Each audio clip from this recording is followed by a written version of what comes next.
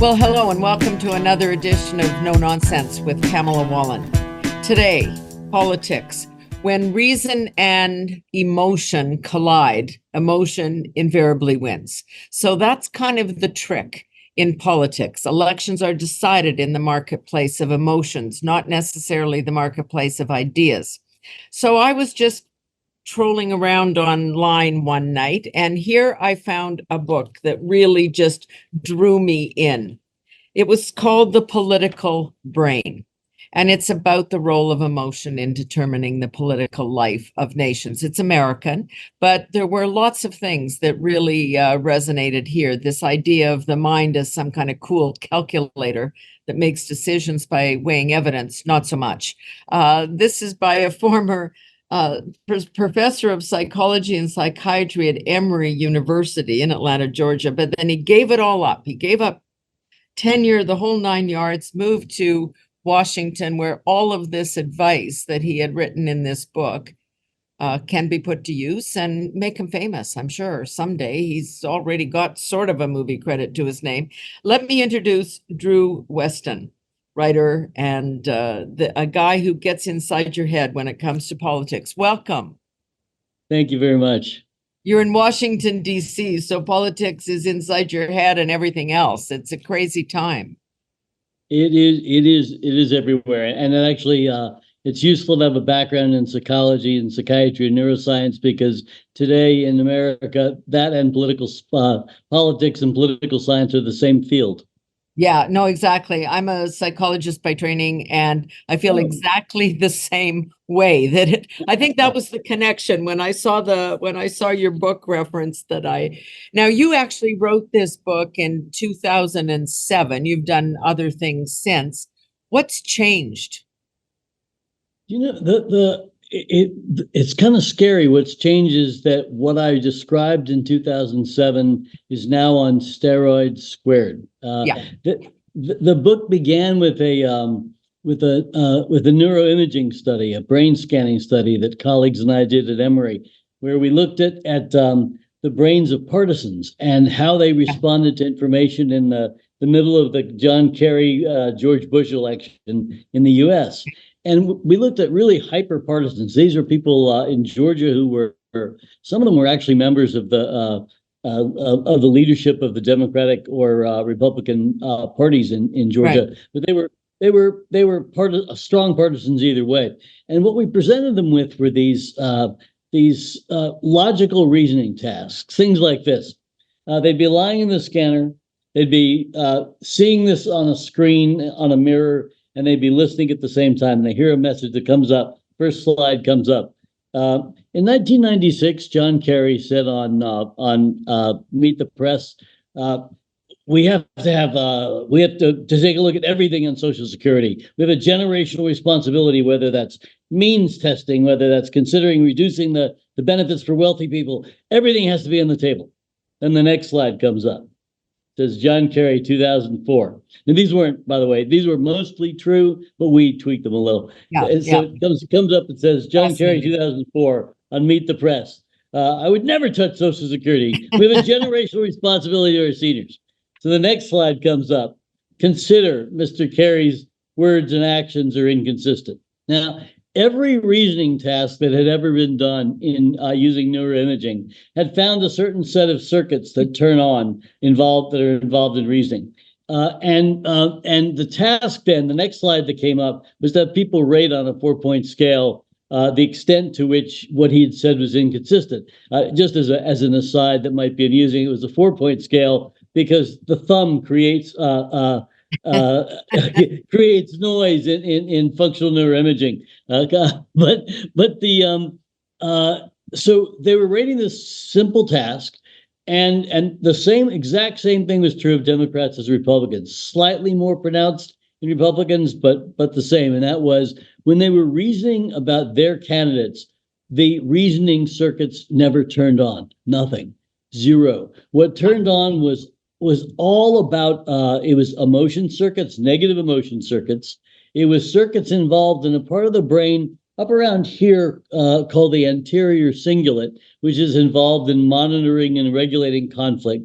And then we saw activation up here, which we actually had hypothesized would be involved in unconscious emotion regulation as opposed to conscious emotion regulation. So what happens is for 20 seconds, all this stuff is going on. So the brain's saying, danger, danger, I don't like this at all. How do I shut this off? And then what happens is within 20 seconds, all of those circuits go off.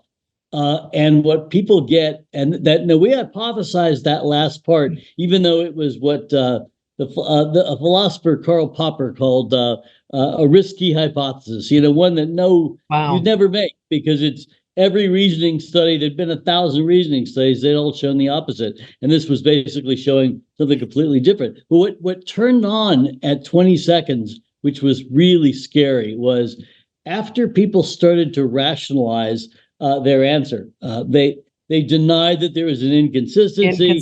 Right, all the negative stuff turns off. They get a burst of dopamine in reward circuits in the brain. So essentially, for lying to themselves, they got rewarded. Oh my God, this is so scary. I mean, really. Now, fast forward 15 years to Trump, right? And that's where we are. So here we are with the situation where partisans can't truly understand their own limits, nor can they ever truly understand the other person. I might not make it that categorical, but it's pretty close. And these days it is. I think partisans with good therapy might be able to. And it's actually funny. Yesterday I was watching an American football game, and one of my teams was involved, and there was a call on the field, and it ran against my team, and they showed the instant replay, and I said, oh, they're right. It was an interception, and it was against my team, and the person sitting with me said, wait a minute, but that's against your team. How'd you do that? And I said, I don't know. I try to be reasonable. I try to look at the data. Right. And, no, that's I think most of us really try to look at the data, but most of us get swamped most of the time. No, because you just justify it. One of the other things I was reading the same night that I discovered your book was this kind of ideologically driven Turing test, like way back to the 50s, that, can a machine think? And this was kind of a test. It was designed by an economist to see whether a partisan can really ever really understand the argument of his or her opponent. You ask them, now you pretend you're a Republican and make their case, or you pretend you're a Democrat, and then we'll see if somebody can tell the difference between what's true and what's being faked. And the conclusion was they can't really get to it. They can't really get to that moment. There's performance partisanship, but that's different than feeling it in your gut. And you just got to the last point that was the most probably most central to my book, and is the most academic sounding part of the book, which is it's not about the brain, it's about the gut. And the funny thing is, when people first saw that, believe it or not, 15 years ago, that was a radical hypothesis. The idea that people vote with their gut, the idea that you have to tell a story, you have to have a narrative, and that story has to have a moral or values behind it. That was all like, Democrats in the U.S. in particular were all running on their 10-point plans. And I've said to so many political leaders so many times, no one wants to see your fact collection. That's not what they're interested in. They actually want to see your values collection first, because they want to know that and I guess that gets to the point I was about to make about the gut, is that, on the one hand, the gut can be really misleading. And again, we've seen it all over the world in these last few years. We've certainly seen it in the U.S. with Donald Trump, and with 50 million people somehow being walked off a cliff. But the striking thing about the gut is that we evolve for our guts to actually tell us something really important. I mean, emotions evolve for two functions. One is to orient us towards the things that matter. So when you're involved in trying to persuade someone, you've got to bring them in with the first thing that you say. You've got to lean into it. You've got to make them feel what you feel so that they think, oh, this is worth listening to, and this person's worth listening to. But the other thing that emotions do is they tell us whether to flee, whether to approach, or whether to fight. And if you turn those emotions up too much, you can get Donald Trump. If you turn them down too much, you get the Democratic Party in the United States. You get things like people talking about, instead of saying, 1 in 5 American children experiences the pangs of hunger.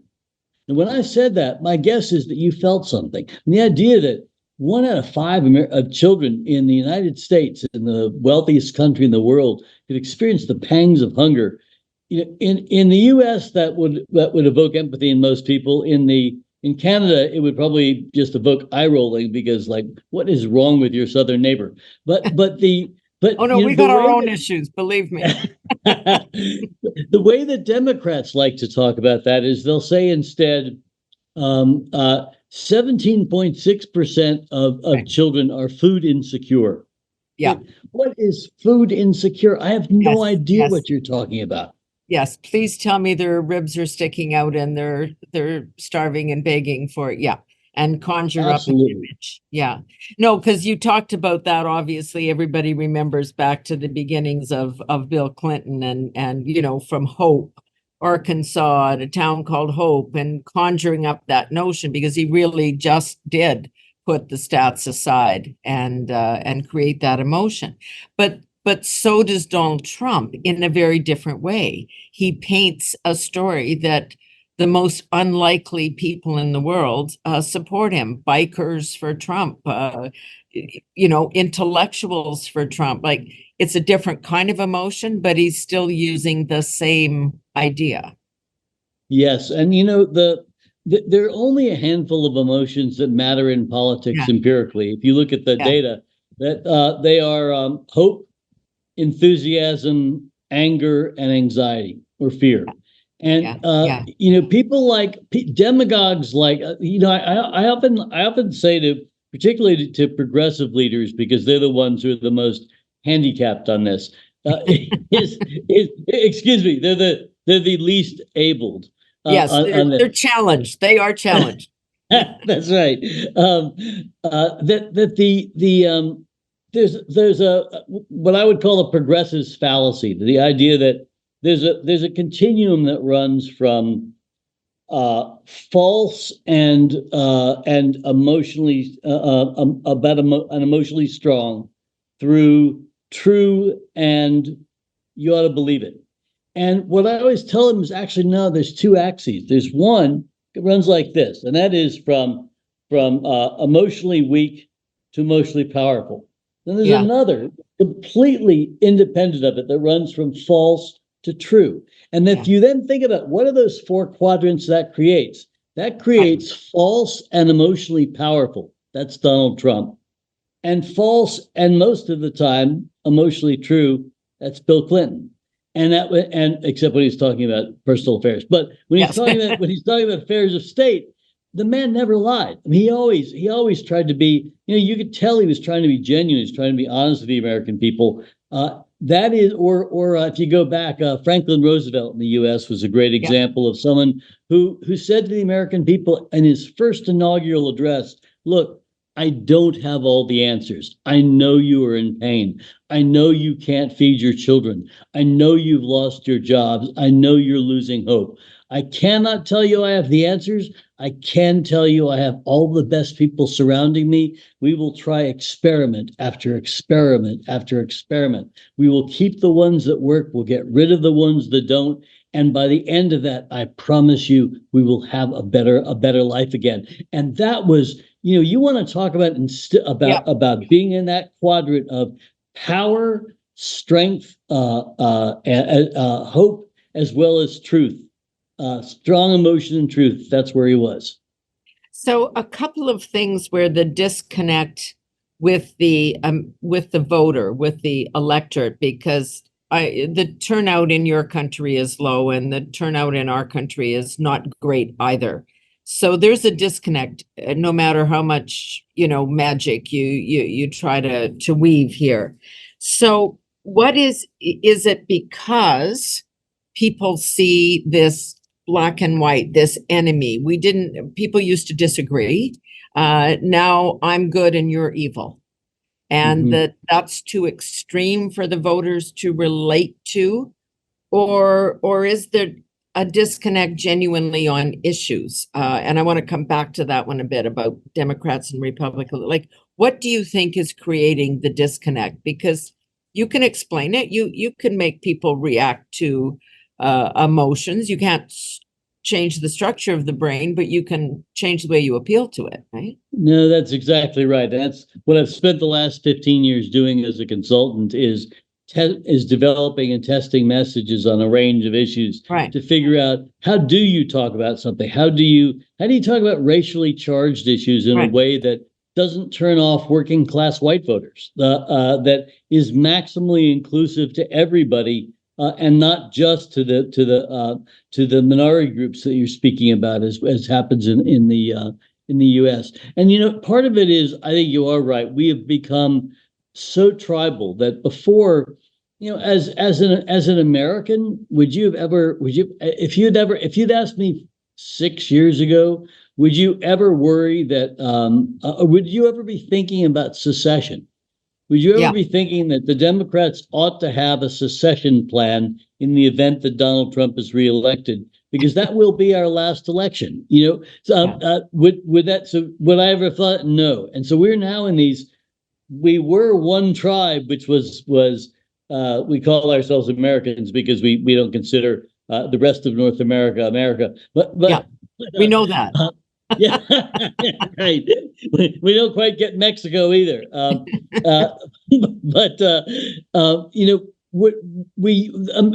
People in the U.S. used to see themselves as we were Americans. That's who we were. Now, especially the Republican Party really starts with, I'm a Trump loving Republican first, and I'm an American second. And we haven't seen that before. The founders foresaw it, and the founders of the U.S. and the political philosophers who influenced them, the social contract philosophers, they saw this as well. And so the founders built in all kinds of checks and balances, knowing that one day a Donald Trump would appear in the U.S., and it might be 50 years later, it might be 200 years later, but one day someone who could fool too many of the people too much of the time would come along, and they tried to build in checks and balances. And the problem is that if you go back, I actually I did a master's in social and political philosophy years and years and years ago, and I did it on the psychology of the social contract philosophers, and argued that their psychological thinking was wrong. It was too rationalist. It was based on this idea that people will come to their senses and see what's best for them.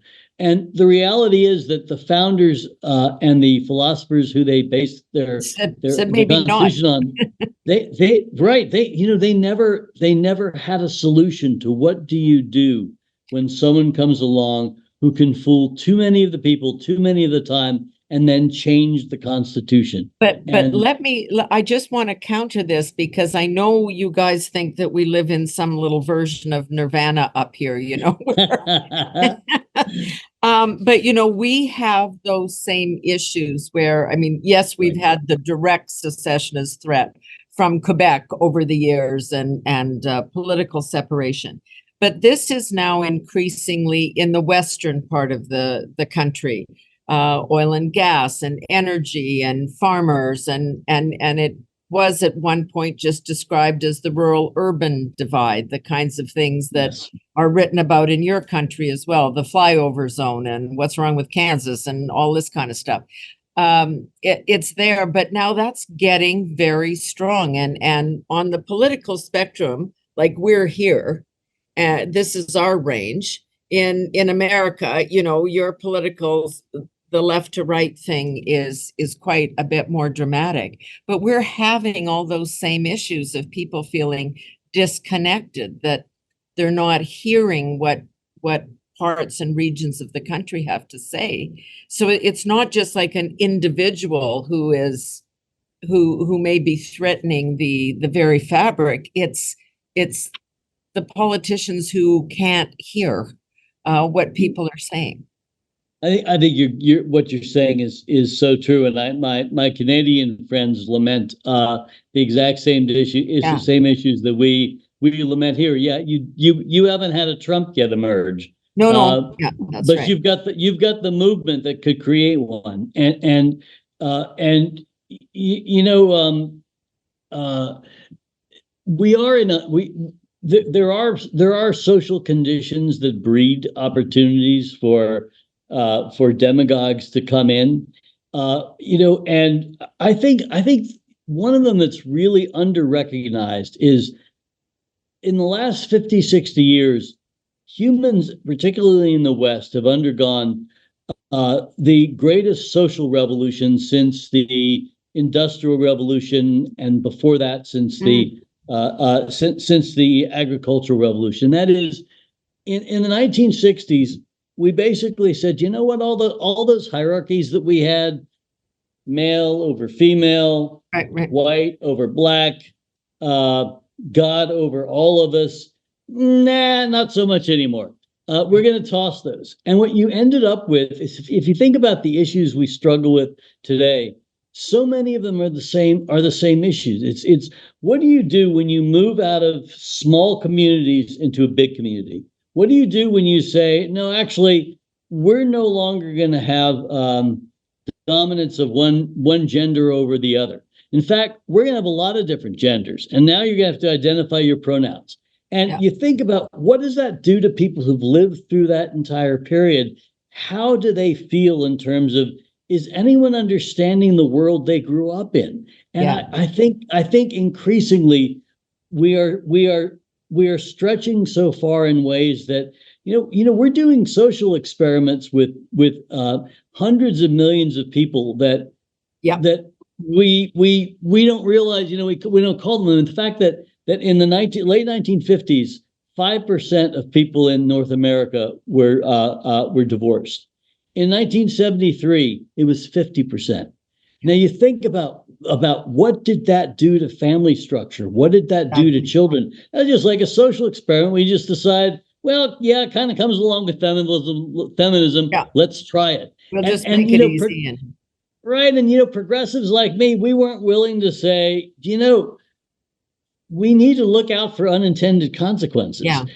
Well, that's what Jim Carville's on about. He's just going, you've distanced yourselves as a party. I mean, you're a Democrat, self-declared.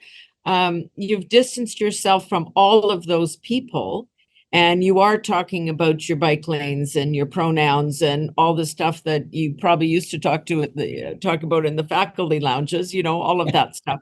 And that you're losing your own base is one issue. You're also creating this other one. Democrats beget Republicans and Republicans beget Democrats. Like, that's how it works. It's just getting kind of more extreme. It is such a great point, and both sides are really kicking people to the other side, but where they don't particularly want to be, because the other side doesn't align with their values particularly. Yeah. But if you're a Republican in the U.S., if you have any sense about you just can't be for the orange man. I mean, it just, you look at him and I look at him as a mental health professional, and I see him with those eyes when he's in the courtroom. He looks like a really psychiatrically disturbed patient on an inpatient unit, and he likes to make that look of, that is this peculiar look that no president has ever made before. But you've got, on the one hand, you have that. And then on the other hand, that's my point. It's working. Yes, it is for the right. So what you're getting 40% on one side who are all with them. The Democrats are interesting because you're not getting 40%. What you're getting is that like in private, what Democrats will say about the things like pronouns is really different from what they say in public or what they'll say. So here's a great example. In the US, Republicans love to bait Democrats on trans issues because trans is as far as you can go bending gender. All right. So they're like, let's take gender that we already had it. We broke down men are above women in the 60s. And there's a lot of men who are still smarting about it. A lot of women who are still actually kind of ambivalent about it themselves. And we're calling men's masculinity toxic, and then saying, I wonder why they don't vote for us anymore. You have all that going on, but then you take it all the way out to trans. Now, to those of us who are on the progressive side, my attitude is actually a fairly libertarian one. It's let's extend freedom as far as it goes. If you grew up in a body that doesn't feel like the right body for you, that's your business. It's certainly not the government's business, and it certainly shouldn't be a political issue. It's a health issue. It's a mental health issue. It's something that you need to struggle with. But where Democrats then go with that is they then go the next step, which is to say, and therefore, a man who transitioned last year should be able to swim in the NCAA finals against a woman. And that does not follow from freedom for trans people, because you're always weighing freedom against fairness. And that's not fair to that young woman from Kentucky who spent a lifetime working out and becoming the best female swimmer in the country, and suddenly someone who's got an enormous lungs, enormous heart, huge body is swimming against her. And the fact that the Democrats just have so much trouble acknowledging it, they also have trouble flipping it on the Republicans. I mean, the easy response to Republicans on this when they say, well, which bathroom are they going to use? Which is where they always go into the potty. Whenever there's an issue like this, the easiest response to that is, so let me get this right, Congressman. What you'd like to do is you'd like to create 100,000 new American jobs for bathroom monitors, for people who check you when you come in to make sure you have the right junk. If Democrats would do that, it would make clear how stupid the other side was. But instead, they like to spend so much of their energy on the 0.4% of the population that's trans, and not on the 40% who are working class or 60%. That's where I think where the Donald Trumps of the world are listening and hearing and reflecting that back, to people, so that they actually feel that he's listening, as we were just discussing, and that it's somehow more authentic than the Democrat who says one thing about pronouns in front of the camera and another behind, that because people are reacting with their guts. You have a sense if somebody's BSing you, right? That's absolutely right. And when you think from an evolutionary standpoint, and I always think, when I wrote my book, I wrote it because I was so pissed off at watching Democrats lose one presidential election after another that they should have won. Al Gore, and then Kerry, and it was just a whole host before that where the average American agreed with them on 80% of the issues, but then voted Republican. In fact, when I wrote that book in 2007, in the prior 70 years since FDR, there had been only one Democrat elected and reelected to the presidency, and that was Bill Clinton. And that was because Bill Clinton projected that genuineness. And you know what? He wasn't putting it on. I wouldn't say he's my best. I agree with you on that. I've met him in person. I lived in the U.S. Oh yeah. When you meet Bill Clinton, and you know exactly, his eyes are locked with yours. Yep, absolutely. The King of England could walk behind you, and he would not notice, and he wouldn't even see the ears. Right, exactly right. No, you were the only person in the room, and I mean that's a unique political skill. So how, that's an individual skill. So I know this is your job. You're trying to transfer this to a party, which is you have to be able to lock on to people and communicate with them, and you're not doing it the right way.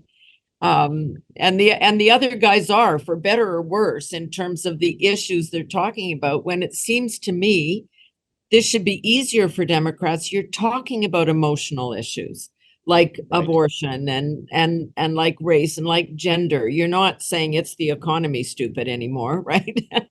And Bidenomics kind of disappeared a little bit. So shouldn't it actually favor the Democrats in your system? It really should. And the person who recognized that, it's really interesting. Someone who recognized that, how many years ago is this? 40 years ago, was an economist named Richard Worthland, who was a leading advisor to Ronald Reagan.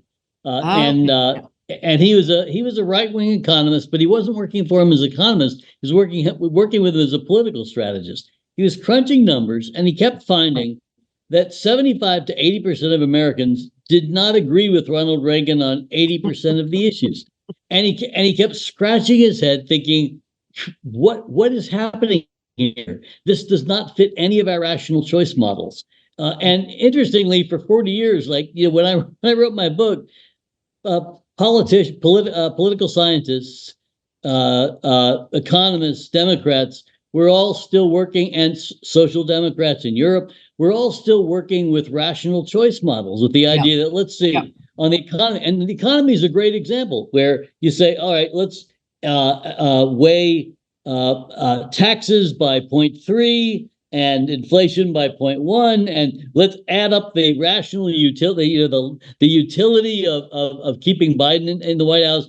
And it doesn't work that way. And your example of Bidenomics is such a great example. Is when I first heard them say that, when I first heard it on television, I screamed at the television screen, because I had so many times said to progressive leaders, stop using the term Obamacare. And here's why. Yes.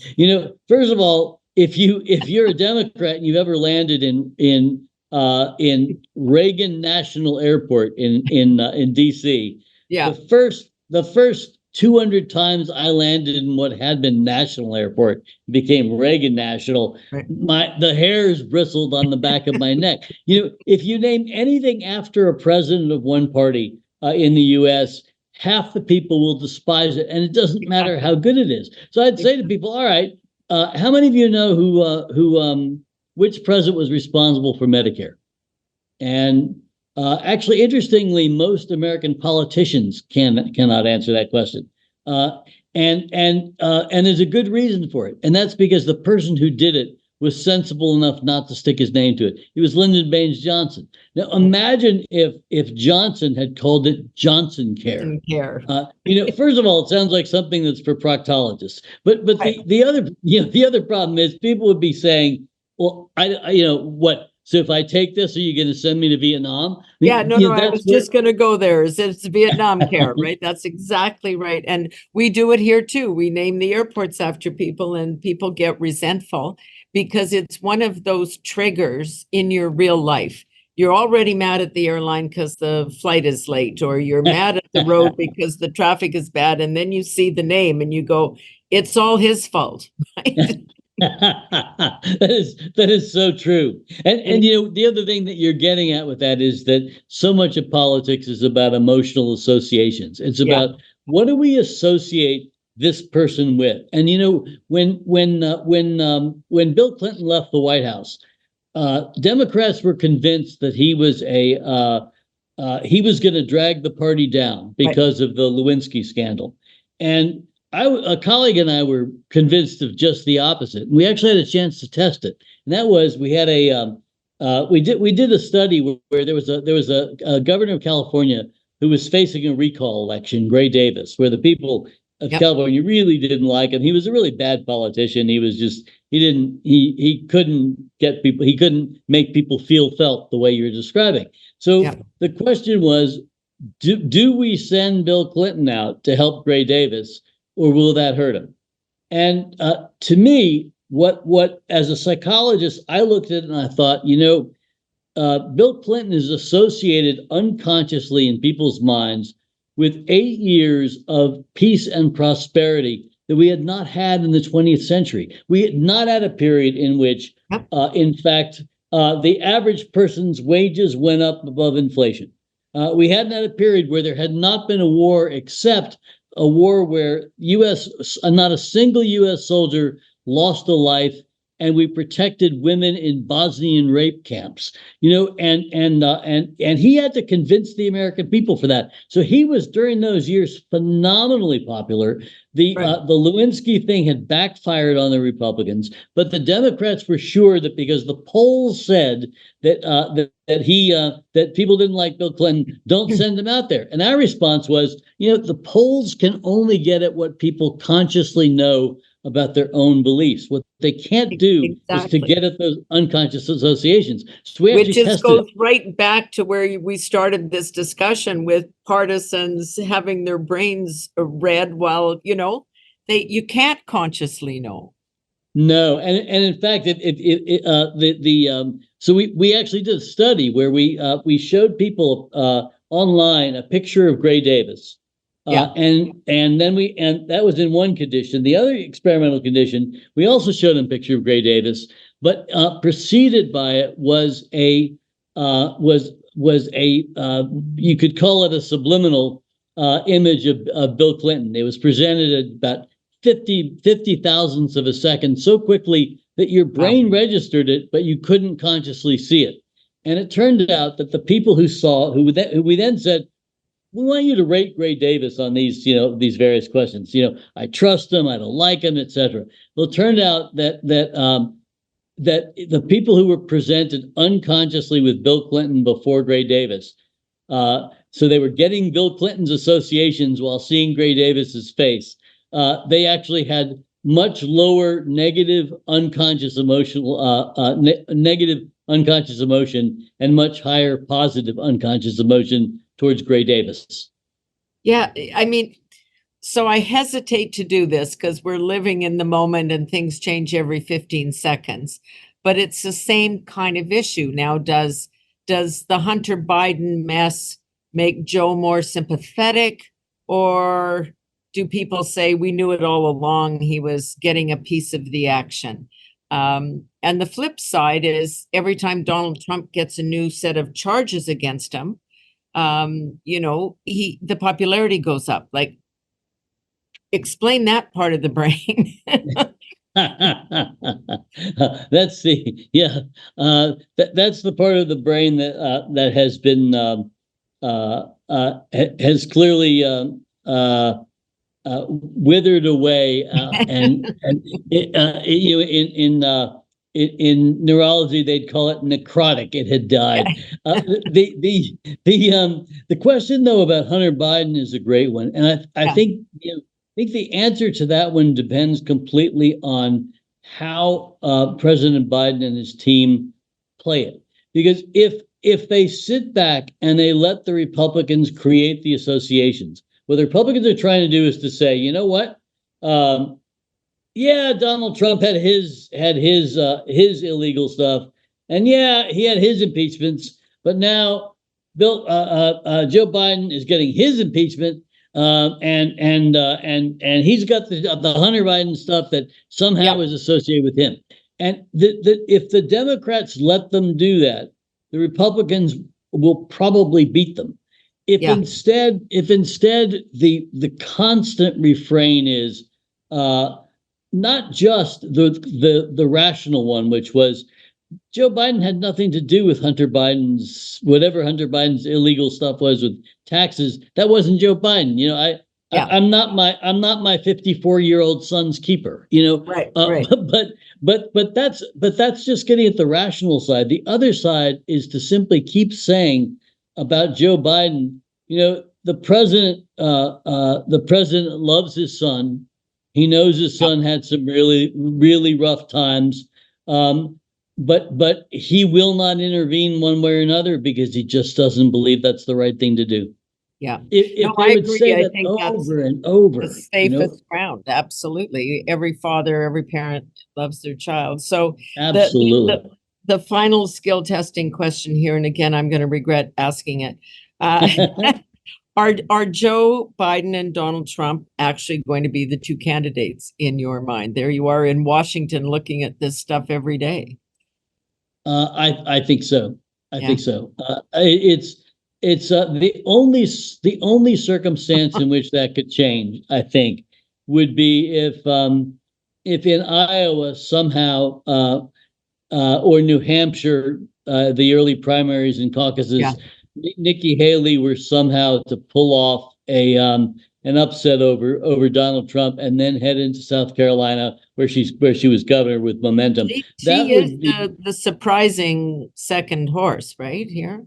Well, it's funny. When I first saw her on the political stage, when she did something in Charleston, where years ago when she was governor, there was so here she is, this Republican governor of a Republican state.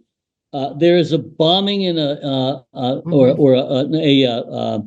a terrible shootout in a black church by a guy who's screaming racist epithets, and it kills, I think, 12 people, 12 parishioners, and I think it killed the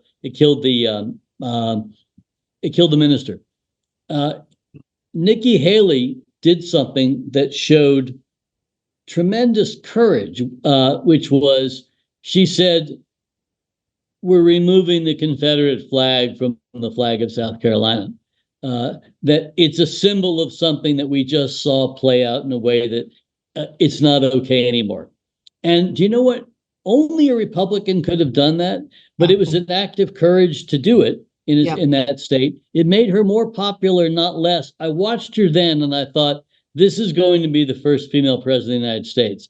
The only thing that stopped it was I think if Trump had not run again this time, I think she would be running against Biden and she'd be giving him a run for his money, because she's a really skilled politician. Yeah, and it's an interesting use of, because we're going through this in this country too about canceling, people who were bad historically, judging, yesterday by today's standards.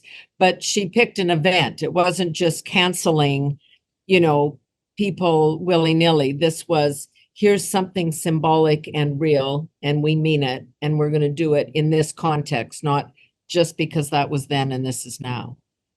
Senator, that's such a great point, because it was about context. It was not the usual. What Republicans do is in the U.S. is it's all performance art. It's all let me display how right wing I can be on every possible issue. I mean, we recently in the U.S. have had the situation where the Supreme Court of Texas told a woman who wants to have another child, no, you actually have to have the stillborn baby that's probably going to sterilize. I read that. Yeah. I mean, it is unbelievable. And the biggest question for 2024 in the U.S. will be, do Democrats take that issue to every Republican and say, number one, do you believe in that? And number two, I don't actually care if you believe in that, because your party does. And if Nikki Haley or Donald Trump or you are elected, that will be the policy of the United States. And so, you want to say, for example, like the Republicans are now saying, and they, I thought they were going to do this in advance. They're now saying, oh, we're for a 15-week ban on abortion instead of a 6-week or a 0-week. And what Democrats ought to be saying back to them are two things. One is, the difference between us is, I believe that every woman has the right to choose the father of her child. You believe that every rapist has the right to choose the mother of his, and that's what differs between us. That's the first thing. And the second is, any politician going to take your advice on that and say it that way? I sure hope so, because if they do, they will win races, and I've tested it and can tell you that. But the second is that they should say, wait.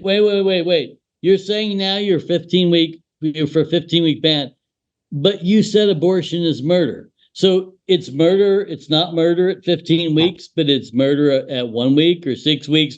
You're not telling us the truth. You're talking out of both sides of your mouth. But if Democrats hold Republicans to that, Republicans will be in a lot of trouble. I keep hearing this in the media, but then I deal, because I was part of that world. I take the viewpoints of the media with a pound of salt or so. Uh, so I mean, it sounds, and we hear it all the time, that is actually going to be an issue. Are we going to fight an election in the United States on that issue?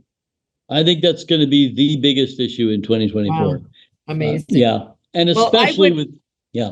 No, I would love to come back and talk to you at some point in the next year as this, we'll find out who the candidates are, I guess. Although it might take right up to the conventions to do that. But this is just fascinating. I mean, you've just like so many things that interest me, and I know will interest everybody else. And furthermore, I think I said this at the beginning, but honestly, this man gave up a tenured job at a university, which nobody does, to go and be a political consultant. So when you're, make your fame and fortune and do your TV series or your movies or your 16 next books, it'll be worth it. It'll be worth it. I appreciate that. Thank you. Former professor of psychology and psychiatry, and you heard all of that with through his examples and his talking. Really great conversation, Drew, and we'll be back in touch with you. I hope you'll agree. Super. Great to talk to you. Drew Weston talking to us from Washington today. And that is it for this edition of No Nonsense with Pamela Wallin. We'll talk again soon.